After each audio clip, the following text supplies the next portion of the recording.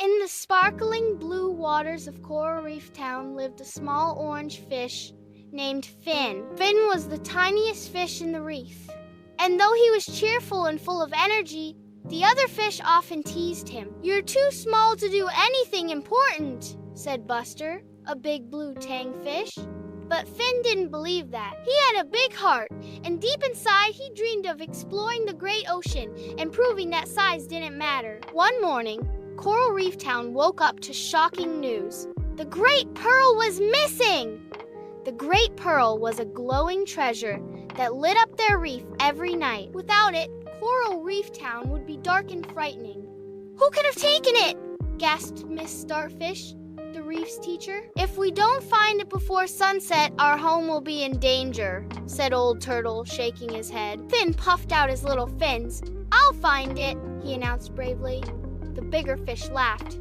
You can barely swim past the reef," chuckled Buster, but Finn ignored them. He packed his tiny seashell bag with seaweed snacks and set off toward the great ocean. Finn swam past colorful coral towers and schools of glittering fish until he reached the edge of the reef. There he met Oliver the octopus, who was busy juggling seashells. "Oliver," Finn called, "have you seen the Great Pearl?" Oliver nodded one wiggly arm. "I saw something shiny roll into the kelp forest.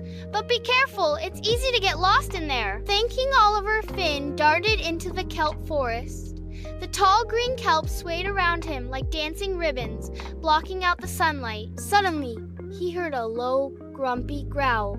Out from behind a kelp stalk scuttled Grumpy Crab, snapping his claws. He guarded a shiny white shell. Finn gulped. "Excuse me, Mr. Crab," Finn said politely. "Is that our pearl?" Grumpy Crab squinted. "This? No, it's my lunch." He clacked his claws loudly. "But I did see Daisy the dolphin playing with something shiny near the rocky caves." Finn thanked him and hurried on. When he reached the rocky caves, Finn saw Daisy the dolphin tossing the great pearl into the air like a ball. "Daisy!" Finn shouted. "That's our reef's pearl! We need it back!"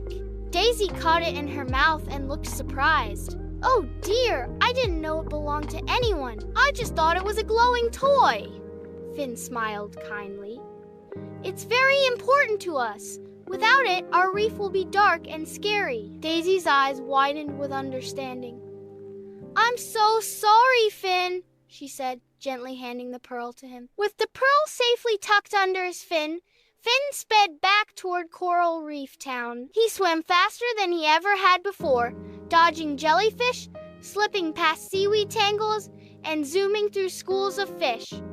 His little fins worked furiously, but he didn't stop. When Finn finally returned home, the sun was sinking. Everyone gathered around anxiously. With a proud smile, Finn placed the great pearl back on its coral stand. At once it glowed brighter than ever, filling the reef with golden light. The sea creatures cheered. "Finn, you saved our home," Miss Starfish exclaimed. "You may be small," Buster said, hanging his head, "but you're the bravest fish I know," Finn grinned. "See? Even the tiniest fish can do big things." From that day on, no one teased Finn again.